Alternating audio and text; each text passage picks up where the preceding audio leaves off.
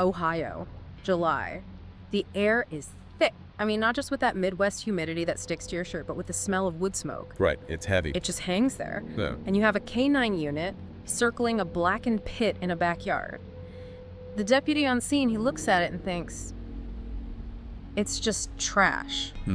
Plastic? Garbage. But the dog. Yeah. The dog knows the difference. It knows the difference between burnt plastic and burnt bone. And that distinction is where we start. A single fragment of a skull cap. A surgical spinal screw. These are the last remnants of Jim Whitaker. But the real horror, the thing that actually sticks with me on this case, it isn't in the ashes. It's 10 feet away, in a cluttered basement where a father and his 18-year-old daughter shared a single narrow bed. We are looking at a case of what you could call grooming to execution. A father who didn't just reclaim his daughter from the foster care system, he reclaimed her for his own illicit possession. Welcome to Dossier #39. We're digging into the fire. And we really are performing a kind of behavioral autopsy today. We're not just recounting the crime.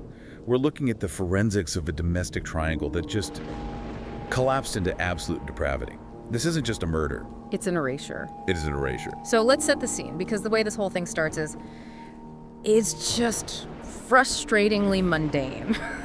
It's July 25th, 2020, Hocking County. Right. Deputies get a call, gunshots. They roll up to this property and they find 40-year-old Mike Dixon and his daughter, Melody, who's 18. And the interaction is, it's disturbingly normal.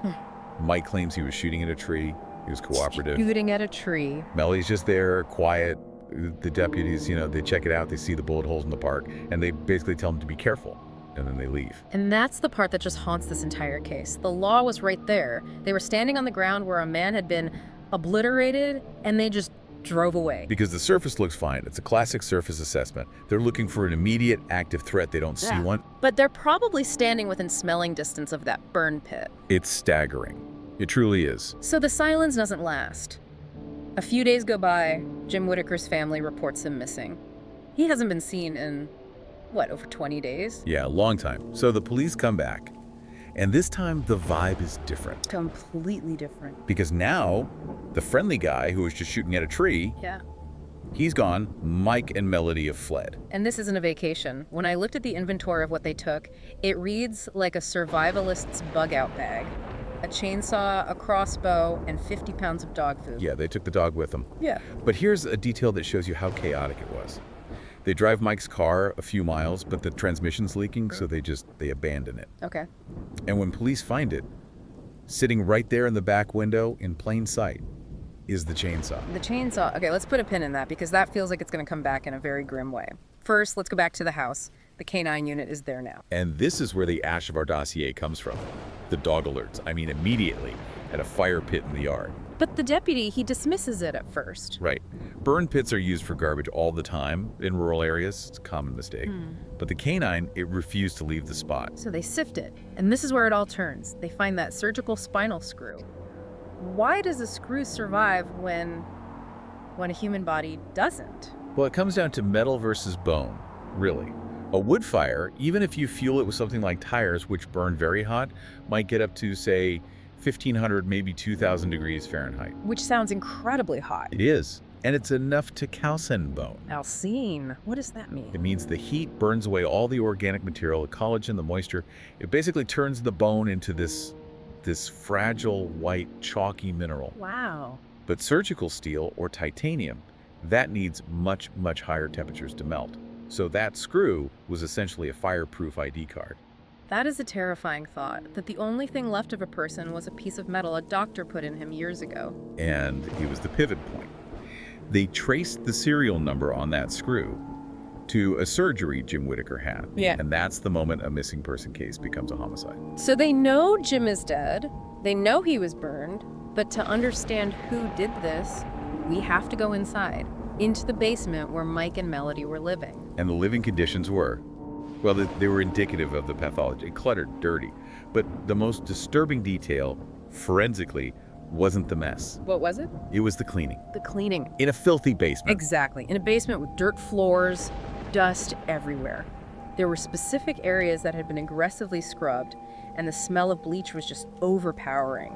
You don't deep clean a dirt floor unless you're trying to erase a violent event. And they found a camo bag there, didn't they? Yes, the spots that tested presumptive for blood. But what's even more telling is how the cleaning happened. Mike and Melody, they rearranged furniture together. They scrubbed the floor together. She helped him. She actually helped him clean. It's a mechanism of control. When an abuser involves the victim in the cleanup, they're creating a kind of shared guilt. It binds the victim to them. It's a way of saying, we did this, we're in this together. You can't leave me because you held the bleach. It's cementing loyalty through shared trauma. Precisely. Now, the mechanics of this, getting the body out there, the terrain is rough. He didn't just carry him out the back door. No, he used a deer sled. A deer sled? It's a hard plastic sled that hunters use to haul dead game out of the woods. He treated Jim Whitaker literally like a trophy kill. He loaded the body onto the sled and dragged it to the fire pit. And this is where the chainsaw comes back in. It is. And this is the part that's clinically very difficult to process, the fire pit. It wasn't large enough for a full adult male. Oh, God. The body had to fit the fire. The bone fragments they recovered, they showed distinct cut marks. The technical term is kerf marks. It's the groove left by a saw blade. The evidence strongly suggests Mike Dixon dismembered Jim Whitaker to make him burn more efficiently. And this wasn't quick. This wasn't just a campfire. No. Mike later admitted the fire burned for 10 to 15 hours. He kept fueling it with wood and tires. Why tire? They burn incredibly hot, and they create this thick, black smoke. That smoke masks the smell of burning flesh. He tended that fire for half a day, stirring it, making sure everything was destroyed. Turning a human being into shards of calcium. Exactly that. While this is going on, they're also trying to create a narrative, right? That Jim just left. A very poorly executed one, yes. The Jimbo note. Right, so police find a note in Melody's things, supposedly from Jim. It's a love letter, basically saying, I'm in love with Melody and I can't handle it, so I have to leave. A forensic forgery. A clumsy attempt to frame a dead man for a father's own perverse desires. Jim's mother was absolutely adamant. Jim never ever used the nickname Jimbo. And the handwriting didn't match. It's just so transparent. He left because he was obsessed with me? It paints Jim as the problem. And that's the goal. It serves two purposes. One, it explains his absence. Two, it validates Mike's narrative that he's the protector. If Jim is the creep, then Mike is the good father. Yeah. It's a moral license for murder. So let's talk timeline. When do we think Jim was actually killed? The evidence points to around July 4th or 5th, weeks before that first police visit. And on July 4th, there's a sighting that, for me, is the defining image of this whole case. The white dress. Yes. Neighbors see Melody walking down the driveway. It's Independence Day. She's wearing a white graduation dress. A white dress with a large blood stain right in the middle of it. It's just a cinematic image of horror. A teenager in a blood-stained white dress on the 4th of July carrying a gas can. Mike later admitted he probably burned that dress too. She was walking to the gas station, most likely to get fuel for the fire that was consuming Jim Whitaker. And Jim's debit card was used that same day? The last electronic footprint of a man who was likely already dead or in the process of being erased. We have to talk about the why. We've got the how, but the why is where the darkness really is, the domestic triangle of death. This was never a landlord dispute. It wasn't about rent. Jim Whitaker was a friend. He let them stay there. But he saw too much. He saw too much. Let's talk about the relationship between Mike and Melody. Because that single bed, it wasn't about a lack of space. No. The sources are clear on this, and it's repulsive, but we have to say it. Friends, neighbors, they all suspected it. The investigation confirmed it. There was an incestuous relationship between them. They fought like a married couple. They lived as partners. And Jim figured it out. He wanted them out. He wanted them off his property, almost certainly because he saw what was happening. He saw the abuse that was masquerading as a relationship. Jim becomes the threat, not just to their housing, but to the secret itself. Precisely. In the distorted world Mike had built, Jim trying to kick them out was an attack on his family. And Melody's role in this. She's 18, she's helping him clean, she tells the police, he only did it because of me. That is the martyr complex of a groomed victim. Michael didn't just kill Jim, he murdered Melody's moral compass years ago. He put her on meth at 16. He turned daddy into lover. So when she says, he did it for me, she believes it. She sees the murder as an act of protection. Yes. And Mike, he has the goodness delusion. He tells the detective, I took her in out of the goodness of my heart. Unbelievable. It's narcissistic moral reframing. In his mind, Jim was the predator. That made Michael the heroic executioner. The murder wasn't about protection, it was about securing his prize. His daughter was property that was being threatened. It is a domestic triangle of death. Jim saw the truth, so Mike stayed to bury it.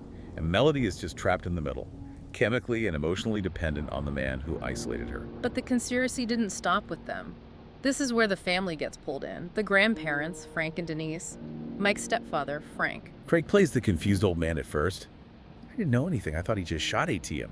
But then he starts to crack. He cracked. He admitted Mike told him he shot Jim. But he revealed a detail that is... it's just haunting. It suggests sadism. The teeth. Frank told police that Mike described destroying the teeth and the jaw.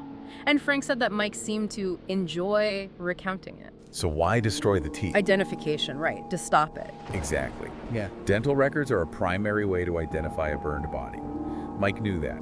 He focused his destruction on the jaw, but the fact that he enjoyed telling his stepfather about it, that strips away any protection defense. That is pure malice. And Frank kept that secret. He knew a man was dead. He knew his stepson did it. And he just sat there while police were searching for a missing person. And don't forget the gun, the murder weapon. Mike's brother John had it. In his trunk. Mike borrowed it, killed Jim, then just gave it back. John claimed he didn't know and wasn't charged, but the weapon was right there inside the family orbit. The whole family feels like a web designed to catch Melody and hide Mike. That's a very good way to put it. Yeah. Jim Whitaker tried to cut the web, and the spider killed him for it. We have to talk about the failure here. Not the police investigation, they were thorough. But the failure that put Melody in that house to begin with. The systemic void. She was in foster care. She was specifically kept away from her father because the state knew. They suspected the grooming. They suspected the abuse. But the clock runs out. What do you mean by that? The day you turn 18, in the eyes of the law, you're an adult. You're free. The state loses its custody, its power to protect you. Even if your decisions are the result of years of brainwashing. The law judges actions and age, not the psychological state behind them. Legally, she was an adult woman choosing to live with her father. The law says you are free. The predator says you are mine. And in this case, the predator won. Until man was dead. So, the verdicts. Where did everyone land? Michael Dixon. Life in prison. He'll be eligible for parole in 2070. He'll be 91 years old. He's effectively gone forever. And Melody? She was sentenced to 9 years. She'll be out in 2029. Still so young. She'll be in her late 20s. Physically, yes, but psychologically. She carries the ash of her father's influence. She has unlearned a lifetime of being told that abuse is love. She has to reconcile that she helped destroy an innocent man, a man who was likely trying to save her. And Frank, the man who knew about the teeth. Probation. Probation. For obstruction. See, the law punishes actions, not just knowledge. Yeah. Morally, it's a black hole. But legally, that's where it landed. I keep going back to that graduation dress, the white dress, the blood stain, the gas can. It's the death of innocence in a single snapshot. It is. The blood on that dress was likely Jim's. But the stain on her life, that's Michael's.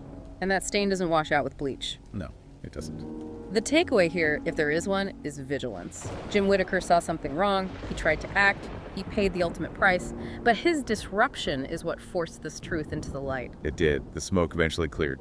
But the questions about how we protect victims like Melody, those just linger.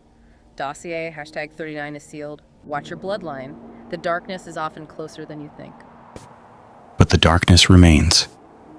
Your next dossier is ready, and it's even more disturbing than this one. Click here to open it.